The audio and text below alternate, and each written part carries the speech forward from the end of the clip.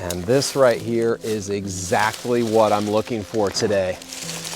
This is what's called ground cherry, or Cape gooseberry, or husk tomato.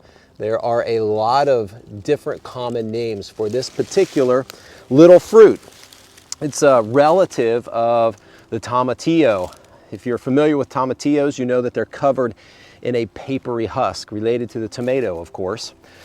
It's a member of the nightshade family, genus Physalis, almost indistinguishable by this papery lantern-shaped husk that surrounds the small fruit right in the middle.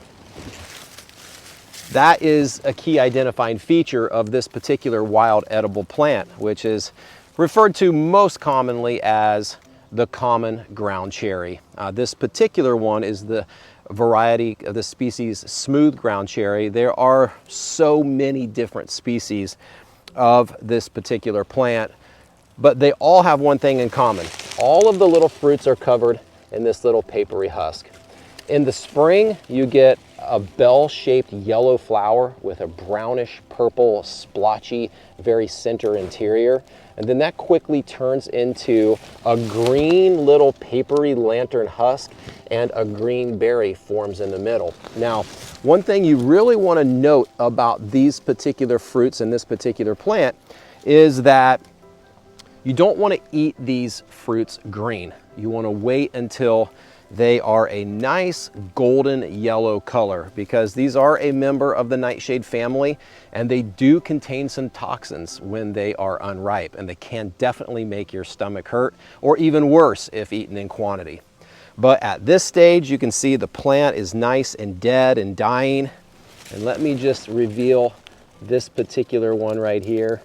Just gonna open up this husk and look at that beautiful golden colored berry right on the inside. I've often found that these berries really start to ripen in the fall after the first frost. These can persist even into the winter months. I have eaten many a frozen ground cherry dangling from a dead bush like these right here in January and February, when everything is ice cold.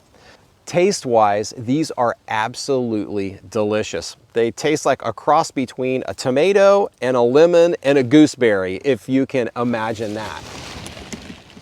Just gonna pull one right off the plant here. These can be eaten raw or cooked, as long as they're this beautiful golden yellow color.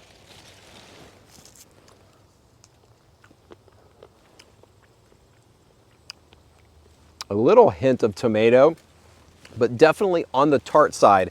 When you taste a ground cherry, you immediately realize why these are so popular in dessert style dishes like tarts and pies and jams and jellies. They are perfectly suited for that. For my purposes, I'm only going to need about 20 of these ground cherries today. And these are going to make the absolute perfect ground cherry chutney for my steak. Just gonna pick them right off the plant.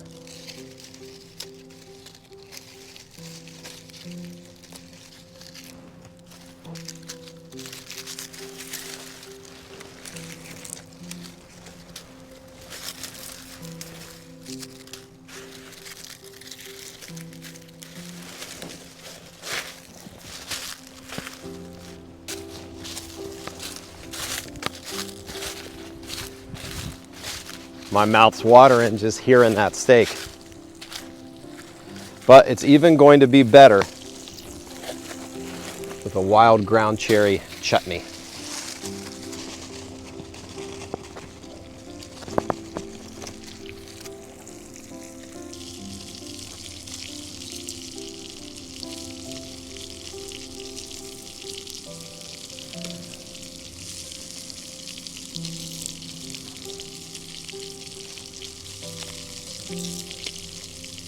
All right, so take a look at this. This is a perfect example of a ground cherry that's not ripe.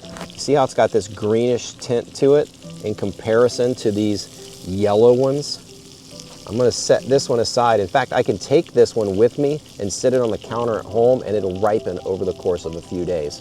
I'm only going to use the ones that are a bright golden yellow in color.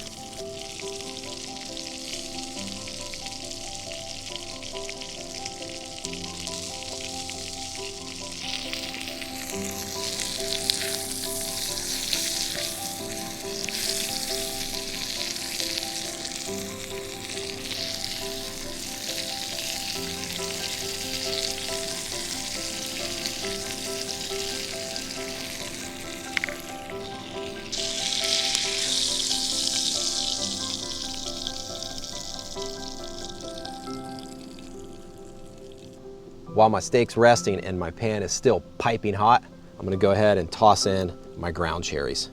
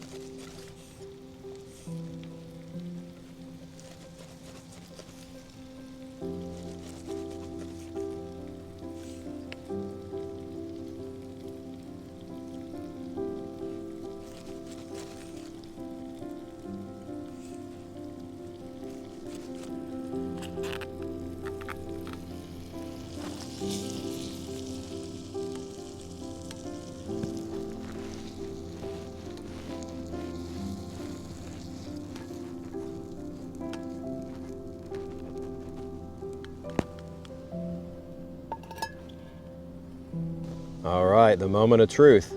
It's time to test out my campfire steak with my ground cherry chutney.